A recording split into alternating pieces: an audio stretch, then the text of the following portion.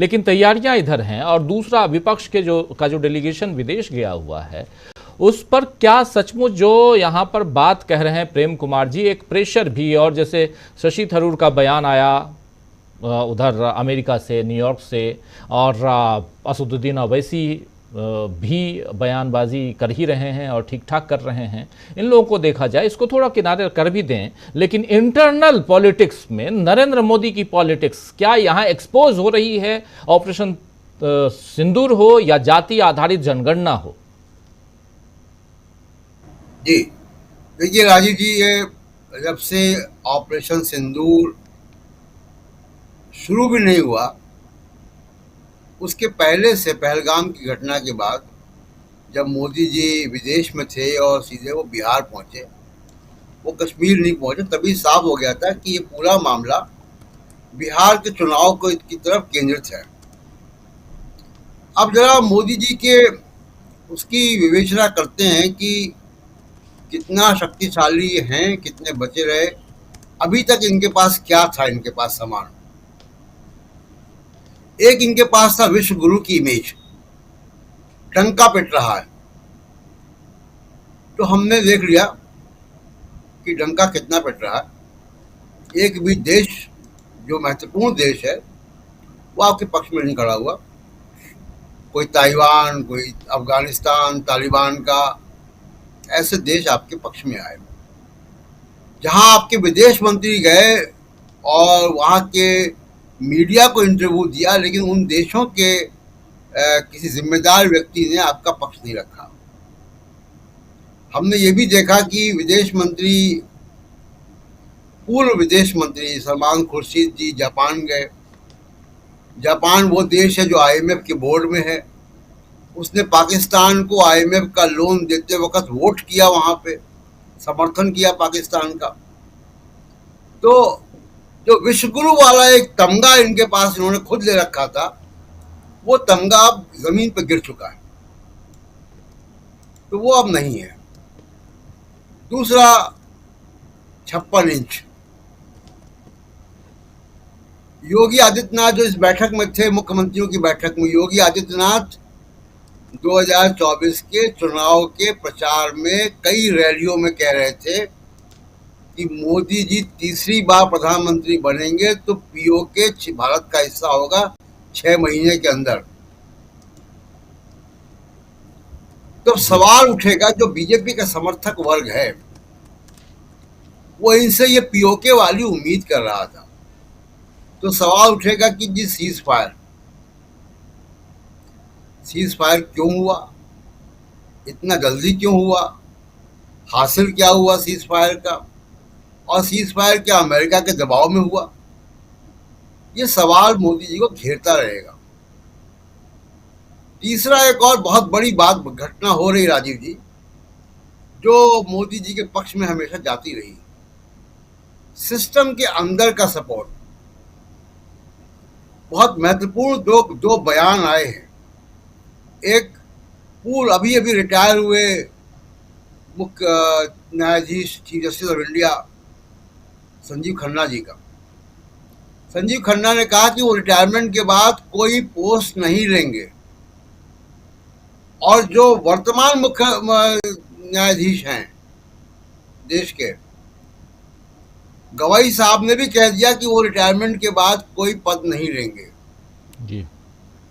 ये बहुत बड़ा कमेंट है और बहुत बड़ा संकेत है कि जुडिशरी जो घुटनों के बल आ गई थी चंद्रचूड़ तक पिछले कई चीफ जस्टिस के रहते हुए, वो जुडिशरी अब खड़ी हो रही है अपने पैरों पर। ये बड़ा संकेत है। तो ये सारी चीजें जो जिस तरफ इशारा कर रही हैं, वो इशारा उस तरफ जा रहा है कि मोदी जी बहुत कमजोर हैं इस वक्त, और कमजोरी की गवाही जातिवाद जनगणना का फैसला है, जिसका वो खुद मजाक उड़ाते रहे, पूरा बीजेपी मजाक उड़ाती रही, विरोध करती रही, और राहुल गांधी के बारे में आलोचना भी करते रहे। यहाँ तक कि पहलगाम की घटना के वक्त भी जो बीजेपी ने पोस्टर जारी किया हिमांशी नरवाल का, उस पोस्टर में भी यही लिखा था कि धर्म पूछा, जाति नहीं पूछी। तो वो राहुल गांधी के ऊपर तंज कस रहे थे जातिवाद जनगणना को, अब उसी को उन्होंने अपने सर पर उठा लिया। अब उसको इम्प्लीमेंट करने की स्थिति नहीं है। तो ये सारे सवाल उन तक रहेंगे जो बिहार के चुनाव में और बड़े होते जाएंगे।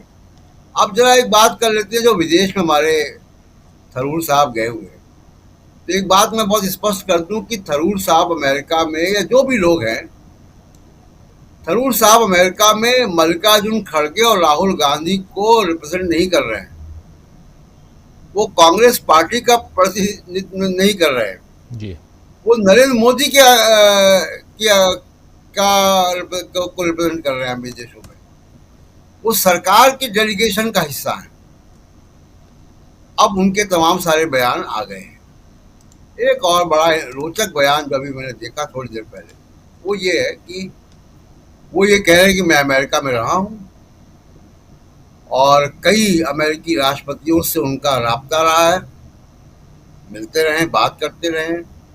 उन्होंने दोनों जॉर्ज बुश और उनके बेटे जॉर्ज बुश, दोनों बुश की बात की, अमेरिकी राष्ट्रपतियों की। उन्होंने क्लिंटन की बात की और ये कहा कि अमेरिका, ओबामा की बात की, और ये कहा कि उन राष्ट्रपतियों में एक समझदारी दिखती थी जो मौजूदा राष्ट्रपति में वो समझदारी की बेहद कमी है।